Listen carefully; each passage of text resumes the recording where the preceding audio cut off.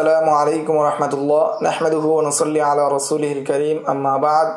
আজকের এই দর্শে আমরা আলোচনা করব আলফাজুল জারহি অর্থাৎ জরার যে আলফাজগুলো রয়েছে সেগুলোর স্তর। ইমাম আব্দুর রহমান বিন আবি হাতিমের নিকট তার নিকট জরার যে স্তর রয়েছে সেই স্তরগুলো নিয়ে আজকের এই ভিডিওতে আমরা আলোচনা করব। মারাতিবুল জারহি ইনদা ইবনে আবি হাতিম আরবাউন আইযান ওয়াহিয়া। ইমাম আব্দুর রহমান ইবনে আবি হাতিমের নিকট জরারও 4টি স্তর। প্রথম স্তর হলো ইদা আজাবু ফির রাজুলি বিলাইয়িনিল হাদিস, যখন কোনো রাবি সম্পর্কে বলা হয় লাইয়িনুল হাদিস, তাহলে ওই রাবির হুকুম হলো ফাহুয়া মিম্মা ইউক্তাবু হাদিসুহু ওয়া ইউনজারু ফিহি, যে তাহলে ওই রাবির ক্ষেত্রে হুকুম হলো তার হাদিসকে লেখা হবে এবং তার হাদিসের দিকে চিন্তা করা হবে। ওয়াইনজারু ফিহি ইতিবারান, তাহলে তার হাদিসের ক্ষেত্রে চিন্তা ভাবনা করা হবে, দেখা হবে যে সেটা বিবেচ্য হয় কি হয় না, সেটা গ্রহণযোগ্য হয় কি হয় না, সেই বিষয়ে চিন্তা ফিকির করা হবে। দ্বিতীয় স্তর হলো ওয়াইদা ক্বালু, যখন কোন রাবি সম্পর্কে আইম্মায়ে নুকাতগণ বলেন, কোন রাবি সম্পর্কে যখন বলেন লাইসা বিকাউইয়িন ফাহুয়া বিমানজিলাতিল উলা ফি কিতাবাতি হাদিসিহি, দ্বিতীয় স্তরটি হবে প্রথম স্তরের ন্যায় হাদিস লেখা যাওয়ার ক্ষেত্রে, তবে পার্থক্য হলো ইল্লা আন্নাহু দুনাহু, তার স্তরটি প্রথম যে স্তর রয়েছে সেটার চেয়ে নিম্নে। তৃতীয় স্তর হলো ওয়াইদা ক্বালু, যখন আইম্মাতুল জারহি ওয়াত তা'দীলগণ বলেন দাঈফুল হাদিস ফাহুয়া দুনাস সানি লা ইউতাররাহু হাদিসুহু বাল ইউতাবারু বিহি, তাহলে যদি কোনো রাবি সম্পর্কে বলে দাঈফুল হাদিস, তাহলে তার স্তরটি দ্বিতীয় যে স্তর রয়েছে তার চেয়ে নিম্নে, তবে তার হাদিসকে পরিত্যাগ করা হবে না, বরং বিবেচনা করা হবে, গ্রহণ করা হবে। চতুর্থ স্তর হলো ওয়াইদা ক্বালু, যখন আইম্মায়ে নুকাতগণ বলেন মাতরুকুল হাদিস, অথবা বলেন জাহিবুল হাদিস, অথবা বলেন কাজ্জাবুন, এই সমস্ত রাবিদের হুকুম হলো ফাহুয়া সাকিতুল হাদিস লা ইউক্তাবু হাদিসুহু, তাদের হাদিস সাকিত হিসেবে গণ্য হবে, তাদের হাদিস লেখা হবে না, গ্রহণ করা হবে না। ওয়াহিয়াল মানজিলাতুর রাবিআ, আর এটি হলো চতুর্থ স্তর। ওয়াহাদা তাকসিম ক্বাদ জাআলাল মারাতিব আস-সালাসাল উলা লিল ইতিবার, এই 4 প্রকার অর্থাৎ আব্দুর রহমান ইবনে আবি হাতিম তিনি আলফাজুল জারহি ওয়াত তা'দীলকে 4টি ভাগে ভাগ করেছেন। প্রথম যে 3টি স্তর রয়েছে সেগুলো তিনি বিবেচনার পর্যায়ে রেখেছেন।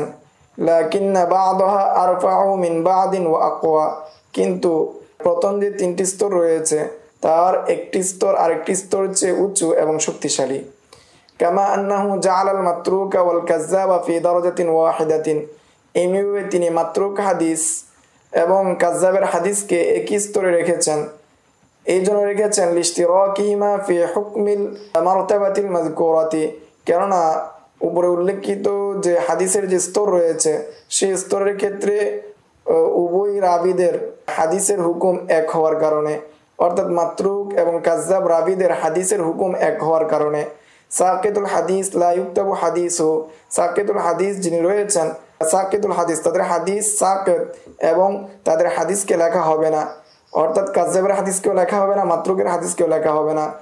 ওয়া ইল্লা ফাইন্নাহু মিনাল মা'লুমি আন্না মানজিলাতাল কাজ্জাবি হিয়া আদনাল মানাজিলি, আর অন্যথা এটা সবার নিকট জানা রয়েছে যে কাজ্জাবের যে স্তর সেটা হলো সর্বনিম্ন স্তর।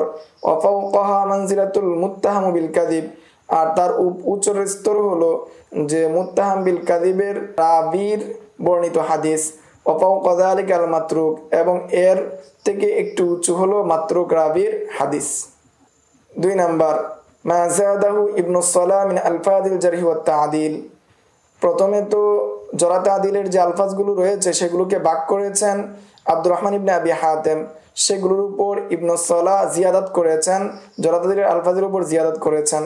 জাদা ইবনু সালাহ আলফাজান উখরা আলা মা যাকারাহু ইবনু আবি হাতিম, ইবনে আবি হাতিম যে শব্দগুলোকে তিনি উল্লেখ করেছেন সেগুলোর উপর বৃদ্ধি করেছেন ইবনু সালাহ। ওয়াযালিকা আলা নাহউত তালি, আর সেগুলো হলো নিম্নোক্ত। নাম্বার 1 মা নাসসা আলা দুখুলিহি ফিল মারতাবাতিল উলা মিন মারাতিবিত তা'দিল। নস করেছেন, নিজেই বলেছেন, ইবনে সালাহ নিজেই বলেছেন যে শব্দগুলো, যে আলফাজগুলো প্রথম স্তরে অন্তর্ভুক্ত হবে, প্রথম স্তরে গণ্য হবে তা'দিলের ক্ষেত্রে। তিনি বলেন ওয়াকাযা ইযা কিলা, যখন কোন রাবী সম্পর্কে বলা হয় সাবতুন আও হুজ্জাতুন, তাহলে এই শব্দগুলো তা'দিলের প্রথম স্তরে অন্তর্ভুক্ত হবে। আব্দুর রহমান ইবনে আবি হাতেমের যে স্তরগুলো রয়েছে, তা'দিলের যে স্তরগুলো রয়েছে, সেগুলোর প্রথম স্তরের সাথে এই শব্দগুলো যুক্ত হবে ইবনে সালাহ থেকে। ওয়াকাযা ইযা কিলা ফিল আদলি, এমনিভাবে আদল রাবী সম্পর্কে যখন বলা হয় ইন্নাহু হাফিজুন আও যাবিতুন, তারাও প্রথম স্তরে অন্তর্ভুক্ত হবে। মা যাকারাহু মিনাল আলফাজিল মারতাবাতির রাবিআতি মিন মারাতিবিত তাওসীক ওয়া হিয়া, এবং তিনি চতুর্থ স্তরে আরো কিছু শব্দকে উল্লেখ করেছেন তাওসীকের, সেগুলো হলো ফুলানুন রাওয়া আনহুন নাসু, ফুলানুন ওয়াসতুন, ফুলানুন মুকারিবুল হাদিস, ফুলানুন মা আ'লামু বিহি বাসান।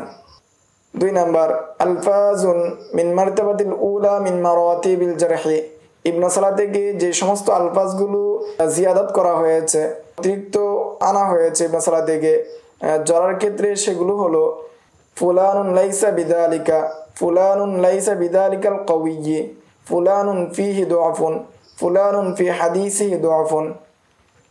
ওয়া মিনাল মারতাবাতিস সানিয়া, দ্বিতীয় স্তরে হলো ফুলানুন লা ইউহতাজ্জু বিহি, ফুলানুন মুস্তারাবুল হাদিস। ওয়া মিনাল মারতাবাতিস সালিসা, তৃতীয় স্তরে হলো ফুলানুন লা শাইআ, ফুলানুন মাজহুলুন। এই ছিল ইমাম আব্দুর রহমান ইবনে আবি হাতেম এর কৌলের সাথে, অর্থাৎ ইমাম ইবনে আবি হাতেম তিনি প্রথমে ভাগ করেছেন যে জরার যে আলফাজগুলো রয়েছে সেগুলোকে তিনি ভাগ করেছেন, এবং এরই সাথে সাথে ইমাম ইবনে সালাহ যে সমস্ত শব্দগুলোকে তিনি নিয়ে এসেছেন, যে সমস্ত শব্দগুলোকে আব্দুর রহমান ইবনে আবি হাতেমের সাথে যুক্ত করেছেন, সে সম্পর্কে সংক্ষিপ্ত আলোচনা। আসসালামু আলাইকুম ওয়া রাহমাতুল্লাহ। يؤتي الحكمة من يشاء ومن يؤت الحكمة فقد أوتي خيرا كثيرا وما يذكر إلا أولو الألباب.